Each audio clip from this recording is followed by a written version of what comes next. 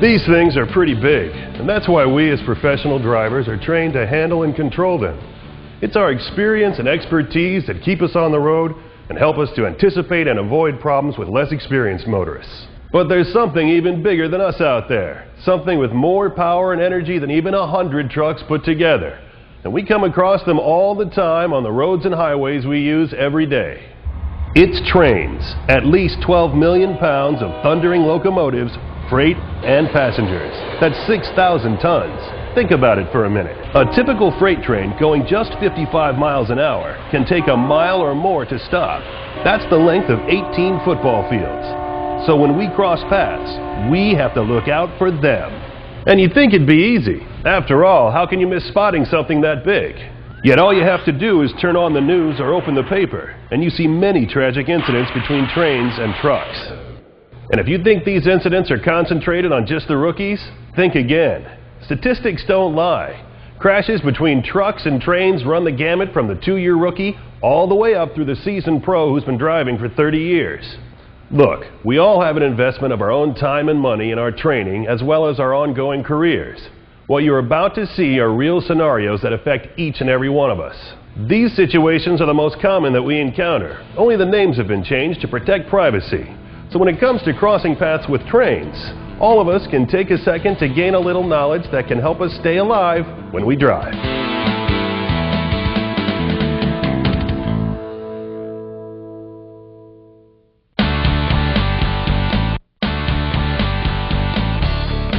Sometimes it's not the driving that'll get you, it's the stopping. When approaching a crossing that has no white pavement line present, pro drivers used a 15-50 rule of thumb. This means stop no closer to the nearest rail than the average car length, which is 15 feet, and no further than 50 feet in order to maintain good sight distance. Pretty simple stuff. What makes it tricky is that not all railroad crossings are the same. Some have an advance warning sign, which does just what you'd think. It tells you that a crossing is coming up. When you get to the actual crossing, sometimes there are pavement markings, and sometimes there aren't. And then there's the crossbuck, reminding us that it's our responsibility to yield to trains. Remember, we can stop our rigs a whole lot faster than that train can be stopped.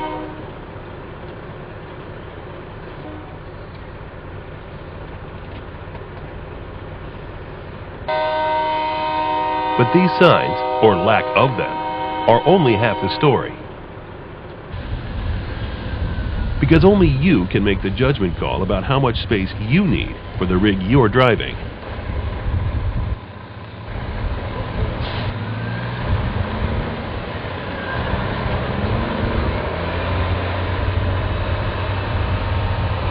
When driving an extended van or panel truck, you have a longer vehicle than the cars around you. So in order to safely clear any railroad crossing, you've got to account for this extra length.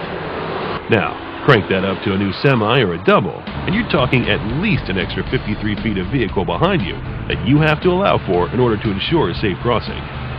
And from rookie to pro, underestimating this is one of the biggest causes of incidents involving trains. This judgment is a combination of your training, experience, skill, and alertness as a professional driver. After all, that's why we're called professionals.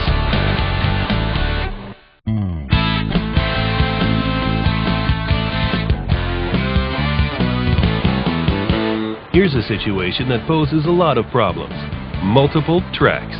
When approaching a crossing that has 2 or more tracks, it's more than just looking both ways. Just because the coast is clear, remember that you have yet another condition to keep in mind, namely the length of the trailer you're hauling behind you. You not only have to clear the first set of tracks safely with both your cab and trailer, you've got to do it again, right away, for every set of tracks at the crossing. Timing this movement is made extra complicated when you allow for the distance your truck needs to cover in order to cross safely. Professional drivers know that the extra time we allow ourselves to navigate these multi-track crossings is often a matter of life and death, and that's the way we treat it every time we encounter it.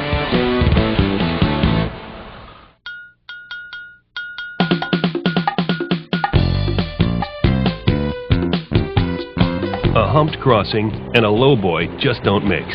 Some crossings, especially older, smaller ones, and ones in tight, congested traffic areas, are higher than the roadbed leading up to them. They have a hump in them where the tracks cross the roadway. It poses a problem for you when you're trying to navigate these crossings, especially when pulling a lowboy. Know your clearance when you're approaching one of these crossings. Sure, it might take a little time to reroute down to the next level crossing, but getting stuck on a humped crossing can have a tragic outcome. And it's not just lowboys that get snagged at these crossings. You'd be surprised how many semis get stuck in humped crossings, even if they aren't riding low. You know the biggest culprit? Dolly legs. That's right.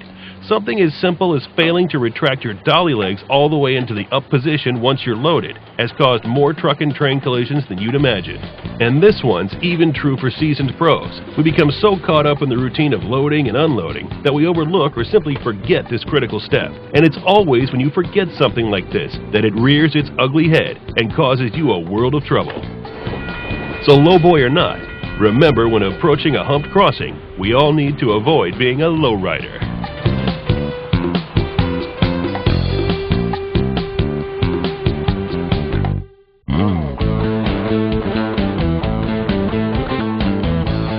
There are a few situations where knowing the rules can not only save you some fines, but also help you avoid bigger trouble like a collision.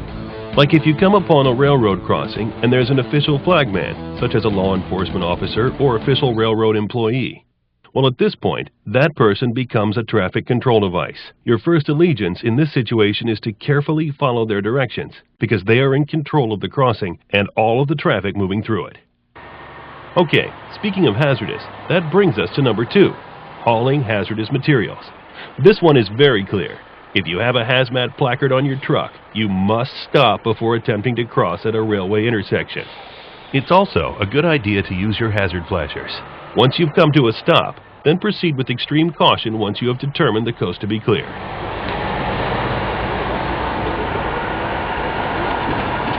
And while we're talking about clearance, let's talk about the space taken up by a train. Just because your tires are clear of the tracks doesn't mean you're safe. Here's why. The train cars overhang the rails on each side of the train. This overhang space is at least 3 feet on each side. So keep this in mind when timing any crossing you make over railroad tracks. Okay, that's all for avoiding problems, but what about if you find yourself in the middle of a problem? Let's say you get stuck on the tracks for whatever reason. It happens nearly every day all across the nation. Okay, first, get out of your vehicle. Then, to minimize everyone's risk, you've got a friend at the crossing. Look for the sign posted near the crossing. It includes the emergency number you should call right away. This will not only get some help on the way to you, but the message will also go out to all trains in the area, alerting them of the crossing you are blocking. Remember, it takes a mile or more to stop a 12 million pound train, so the quicker you call, the sooner word can get out to help avoid a much bigger problem. If a train is approaching, move away from the crossing towards the train so you won't be hit by debris. Because when a train and a truck meet at a crossing, the debris can be enormous and deadly. Another common situation we find ourselves in involves the railroad crossing gates. Now, you know better than to try and go around a gate, but what about when you are partway through a crossing and the gate activates and comes down on your truck? It's 2 quick steps to take.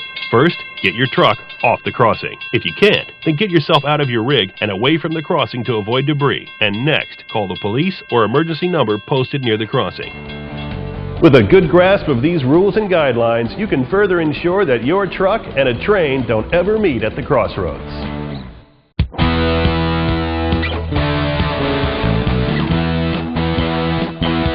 Sometimes, even the most careful professionals come up against the unexpected. Here are a few events that challenge even our very best. 7:40 p.m. on a rain-slicked Thursday night. Traffic was light, and our driver was on the final leg of a 14-stop tour. As he approached the crossing near his home base, a crossing he'd driven over hundreds of times before, the rain started picking up. In this industrial part of the city, the mercury vapor lights of nearby warehouses flashed into his field of vision through the rain-soaked windshield. Thunder was rolling in the background, and the rain was falling hard on the pavement. The sound of an approaching train was masked with the constant hiss of the pelting downpour. Visibility was poor, but sticking his head out of the window into the weather wasn't high on our driver's list of desires that evening. Tired, hungry, cold, and anxious to finish up and get home, the crossing loomed up in the blackness. But just as he was about to push through, that sixth sense of experience started scratching in the back of his head. Our driver knew better than to cut a corner, even this late into the game on what had been a rough 2-week tour with the finish yard in sight. And it's a good thing, because when he went the extra mile and stuck his head out into the wind and rain, he realized his effort had just saved his life and the lives of many others. Then there's the case of the oversized load carrier, hauling a giant water tank for a municipal water service. Not only was the added weight throwing off her stopping power, but the crosswinds caused the extra weight of the tank to do very strange things to the way her rig handled that she had never experienced before. As if this wasn't enough, there was the extended flatbed she was pulling that made negotiating on regular roads all the more difficult. When she came to the sharp humped crossing, she decided to play it safe and not risk bottoming out. If she hadn't taken into consideration what she was hauling and diverted to a smoother crossing for her rig, the few extra minutes of time she took wouldn't have been any trade for a disastrous ending. Whether it's a giant water tank, a load of logs, a manufactured house, or a windmill blade, oversized loads are one of the trickiest hauls we'll ever make, and they require extra special attention from portal to portal, especially when train crossings line the path. Lastly, let's look at all of the distractions a modern-day driver has to contend with each and every time they pull out onto the road. It's no longer just a CB and an 8-track tape of Merle Haggard. No, today's modern drivers have an arsenal of electronic gadgets at their disposal to enable them to make their journey more efficient and comfortable. But when you factor in the CB, the pagers, the heart-pumping stereo system, the GPS programming unit and displays, and even laptop computers, you've got a multitude of hidden hazards waiting to occur that increase the odds of a fatal mistake. And not one single device has the sheer destructive power of the modern cell phone.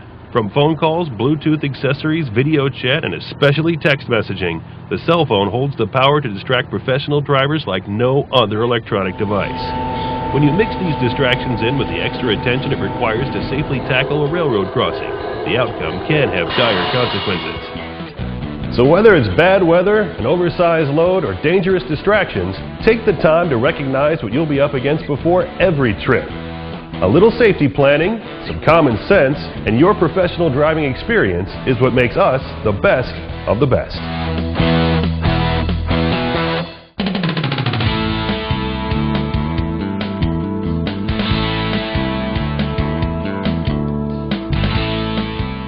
The power we work with every day is something we earn the right to with every safe and successful mile we put under our wheels. As truckers, we thread goods and supplies to every artery of the nation's backbone. But all of us have to take a step back and marvel at the sheer might a modern locomotive generates. By working in tandem, we each play a pivotal role in the nation's daily transportation and commerce demands. So when you take into account these two forces, you see why it's absolutely critical to take the steps to be proactive in ensuring that our paths never cross in unplanned ways. Railroad crossings are as necessary as those of us who cross them thousands of times per day as we strive to haul and deliver our loads on schedule with maximum efficiency. So remember that a train by its very nature can never stop for us. So it's up to us to stop for them. It's a crucial part of our job to minimize the risks associated when trucks and trains come together. It's what makes us unique. It's what makes us a critical link in the lives of everyone we know. It's what gives us the title of professional drivers. So stay alive when you drive.